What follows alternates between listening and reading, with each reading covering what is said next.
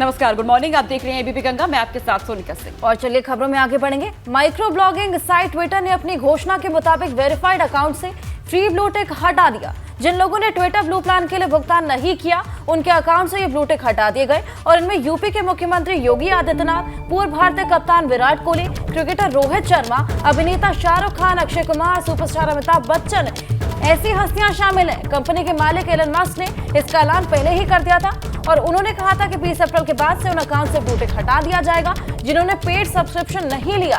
उन्होंने इस बात पर जोर देकर कहा था कि अगर ब्लू टिक चाहिए तो इसके लिए मंथली चार्ज देना ही पड़ेगा। तो अब देखिए, यहाँ पर बड़ी हस्तियों के भी ब्लू टिक हटा दिए गए हैं। ऐसे में सभी को अब ब्लू टिक के लिए यहाँ पर मंथली चार्ज देना ही पड़ेगा। एलन मस्क ने हालांकि इस चीज की जानकारी पहले ही दे दी थी और कहा था कि 20 अप्रैल से ये ब्लू टिक हटा दिए जाएंगे, लेकिन यहाँ पर असमंजस की स्थिति यहाँ पर ये थी कि क्या जो बड़ी हस्तियां हैं उनके ब्लू टिक भी हटा दिए जाएंगे। और अब जब 20 अप्रैल की तारीख आई, उसके बाद से सभी हस्तियों के यहाँ पर ब्लू टिक हटा दिए गए।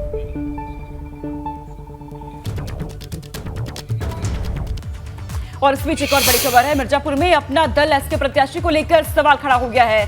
दरअसल अपना दल एस से रिंकी कोल और देवी कोल दोनों ने पर्चा भर दिया है। ऐसे में दोनों सास बहू है, ये दोनों ये बताए जा रहे हैं और दोनों इसकी वजह नहीं बता रही हैं। पहले भाजपा अपना दल के संयुक्त प्रत्याशी रिंकी कोल ने नामांकन किया। वे पूर्व विधायक स्वर्गीय राहुल कोल की पत्नी है। इसके बाद राहुल प्रकाश कोल की मां पन्ना देवी कोल ने भी नामांकन कर दिया है। दोनों ने अपना दल एस से ही नामांकन किया है और जब इनसे ये वजह पूछी गई कि दोनों ने ही नामांकन क्यों कर दिया, क्योंकि दोनों ही सास बहू है, तो इसके पीछे की वजह फिलहाल नहीं बताई गई है। लेकिन यहां पर बड़े सवाल खड़े हो गए हैं। 96 विधानसभा उपचुनाव में सास बहू दोनों आमने सामने आ गई है एक ही सीट पर। रिंकी कोल और पन्ना देवी ने यहां पर पर्चा भर दिया है, नामांकन भर दिया है अपना। सास बहू दोनों ने ही अपने दल से ऐसे यहां पर पर्चा भर दिया है। उसको लेकर के अब सवाल यहां पर खड़े हो रहे हैं।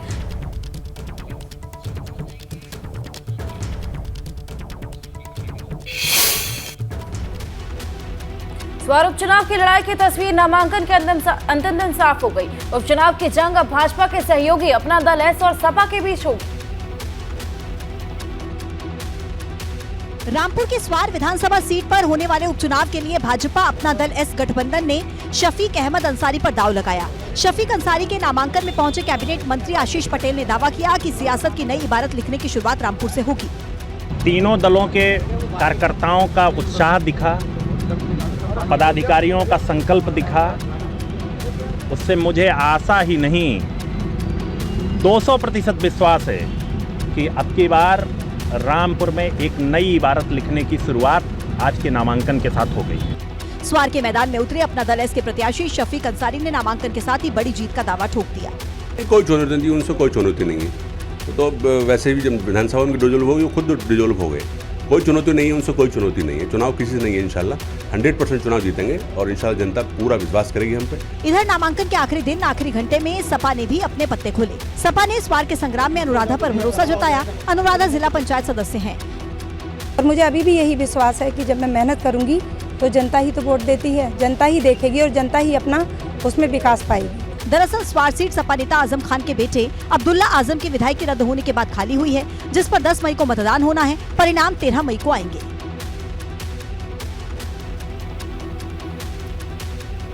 निकाय चुनाव की जंग में अखिलेश जयंत की जोड़ी दरकती दिख रही है। सपा के सामने सहयोगी ही नहीं, पार्टी के भीतर उनके नेता ने भी चुनौती खड़ी कर दी है।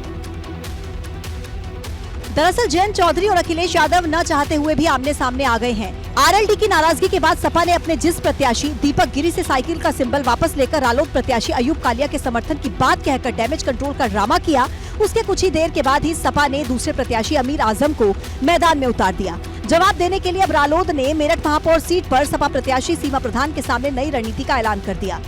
नहीं, अब बात करेंगे हम जैन जी से, अपनी पार्टी के कार्यकर्ताओं से, मजबूत जो सक्रिय सीनियर लीडर है उनसे बात करेंगे, जो भी निर्णय होगा बताएंगे। सहयोगी रालोद से रार ही नहीं बल्कि सपा के भीतर भी रार देखने को मिल रही है। संभल से सपा सांसद शफीकुर रहमान बर्क ने बगावत शुरू कर दी। उन्होंने अपने पार्टी प्रत्याशी के मुकाबले निर्दलीय प्रत्याशी के समर्थन का ऐलान किया। सपा ने रुखसाना इकबाल को टिकट दिया, जिसका विरोध करते हुए बर्क ने निर्दलीय प्रत्याशी फरहान सैफी का समर्थन किया। हमने ये तय किया है कि यासीन सैफी को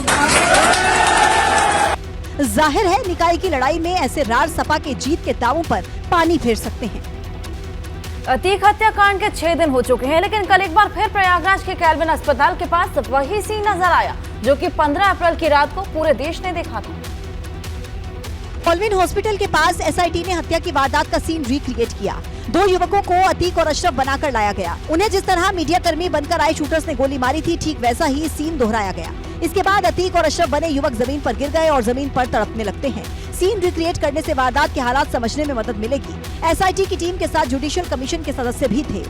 इस वक्त हम मौजूद हैं प्रयागराज के कैल्विन हॉस्पिटल में, जहां आप देख सकते हैं कि अतीक और अशरफ की 15 अप्रैल की रात को फिल्मी अंदाज में जिस तरीके से हत्या की गई थी, उसके क्राइम सीन का रिक्रिएशन किया जा रहा है। ठीक वही घटनाक्रम दोहराया जा रहा है जिस तरीके का घटनाक्रम 15 अप्रैल को देखने को मिला था। देखिए, 2 लोग ऐसे हैं जिन्हें अतीक और अशरफ बनाया गया है। हालांकि ये पुलिस के लोग हैं, डमी लोग हैं, और पूरी प्रक्रिया अपनाने की कोशिश की जा रही है जिस तरीके से 15 अप्रैल की रात को हुआ था।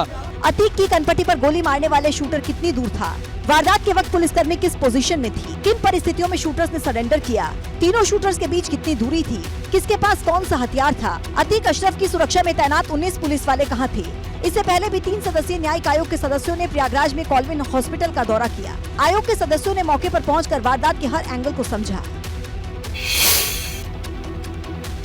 तो माफिया अतीक की आतंक कथा अब उसकी हत्या के साथ ही खत्म हो चुकी है, लेकिन जिन लोगों ने उसका आतंक देखा है उनके जहन में खौफ अभी जिंदा है। 15 अप्रैल की रात तकरीबन 10:30 बजे माफिया अतीक और अशरफ पर ताबड़तोड़ फायरिंग कर दोनों को मौत की नींद सुला दिया गया। हत्या की वारदात को अंजाम देने के बाद तीनों शूटर्स ने खुद को सरेंडर भी कर दिया। लेकिन जिन लोगों ने अतीक के आतंक को देखा, उन्हें अब तक भी अतीक के गुर्गों का डर सता रहा है। अतीक के खिलाफ केस दर्ज कराने वाले लोग खौफजदा हैं। उन्हें डर है कि अतीक की पत्नी शाइस्ता परवीन और गुड्डू मुस्लिम उनसे बदला ले सकते हैं।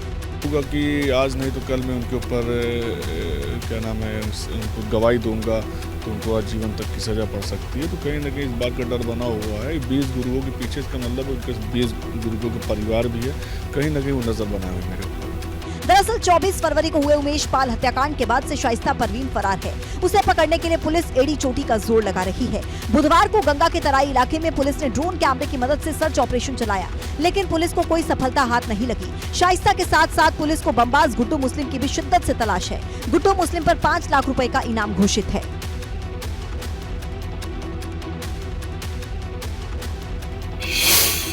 खबरों का रुख करते हैं। शाइस्ता परवीन की तलाश और तेज कर दी गई है। शाइस्ता की तलाश में आज भी कई जगहों पर छापेमारी हो रही है।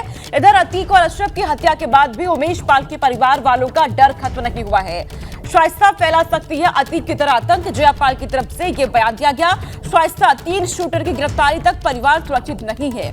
तो उमेश पाल की पत्नी जयापाल की तरफ से कहा गया कि पूरा परिवार डर के साए में है।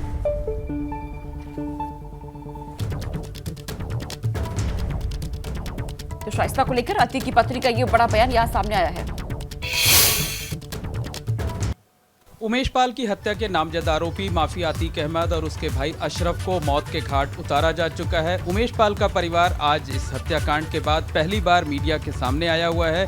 उमेश पाल जी की पत्नी जयापाल जी हमारे साथ हैं, हम उनसे बात कर लेते हैं और जानने की कोशिश करते हैं। बताइए, परिवार जो है लगातार ये मांग कर रहा था, ये गुहार लगा रहा था कि अतीक और अशरफ को भी वही सज़ा मिलना चाहिए, उनका वही अंजाम होना चाहिए जिस तरीके से उन्होंने बेरहमी के साथ उमेश पाल जी को मौत के घाट उतारा था। क्या कहना है? देखिए, मैं यही कहूँगी कि जिस तरह से जैसे कहते नहीं, जैसी करनी वैसी भरनी, जिसने जैसा किया वैसा भरा। गुंडा था और गुंडे ने ही आके मारा था। क्या लगता है कि उमेश पाल जी की जो हत्या हुई थी उसका बदला पूरा हुआ, इंसाफ मिला परिवार वालों को या अभी बाकी है, अधूरा इंसाफ है? नहीं, अभी अधूरा इंसाफ है। इंसाफ अभी पूरा जब होगा, जब शाइस्ता सामने आएंगी, अपने आप को शूटर पकड़े जाएंगे, तो इससे अपने आप को सरेंडर कर दें या फिर पकड़े जाएं तो कार्रवाई समझ में आती है कि ख़त्म होती है। तो कहा जा सकता है कि शाइस्ता परवीन का गिरफ्तार ना होना एक तरफ पुलिस प्रशासन के सामने चुनौती है, तो दूसरी तरफ आप लोगों के मन में भी तमाम शंकाएं हैं, डर भी हैं शाइस्ता परवीन के गिरफ्तारी नहीं होने तक। जी बिल्कुल है, क्योंकि शाइस्ता आज की नहीं थी, अतीक अहमद का साम्राज्य वही चला रही थी। क्योंकि उनको आज तक पैसे मुहैया होना और असलहे बरामद होना सारी चीज़ें हैं, गुंडों को इकट्ठा करना कहीं ना कहीं षड्यंत्र का एक रूप दे रही है। और ये सभी के दिमाग में बना हुआ है कि कहीं ना कहीं शाइस्ता इस तरह के काम को अंजाम ना दे, कोई कड़ी यानी आतंक का बड़ा रूप ना दे। कांग्रेस नेता राहुल गांधी को गुजरात के सूरत के सेशंस कोर्ट से बड़ा झटका लगा। कोर्ट ने मोदी सरनेम मानहानि मामले में राहुल गांधी की याचिका खारिज कर दी। गुजरात के सूरत की सेशन कोर्ट ने राहुल की उस अर्जी को खारिज कर दिया जिसमें उन्होंने मोदी सरनेम को लेकर मानहानि के मामले में निचली अदालत द्वारा सुनाई गई सजा पर रोक लगाने की मांग की थी। दरअसल राहुल गांधी ने 2019 लोकसभा चुनाव के दौरान कर्नाटक में एक रैली के दौरान मोदी सरनेम को लेकर बयान दिया था। इस बयान को लेकर बीजेपी विधायक पूर्णेश मोदी ने राहुल के खिलाफ मानहानि का मामला दर्ज कराया था। 4 साल के बाद 23 मार्च को सूरत की निचली अदालत ने राहुल को दोषी करार देते हुए 2 साल की सजा सुनाई थी। इसके बाद जन प्रतिनिधित्व अधिनियम के तहत लोकसभा सचिवालय की ओर से राहुल की संसद सदस्यता रद्द कर दी गई थी। राहुल केरल के वायनाड से सांसद थे। जो प्रोसीजर था उसको सही माना है। नामदार कोर्ट ने श्री राहुल गांधी के खिलाफ 12 ऐसे आइडेंटिकल केसेस पेंडिंग थे, वो माना है। नामदार कोर्ट ने वो भी माना है this is not a rarest of rare case, और नामदार कोर्ट ने वो भी माना है कि ये कोई असाधारण संजोग नहीं है as a member of parliament. अब कांग्रेस सेशन कोर्ट के इस फैसले के खिलाफ हाई कोर्ट का रुख करने की तैयारी में है।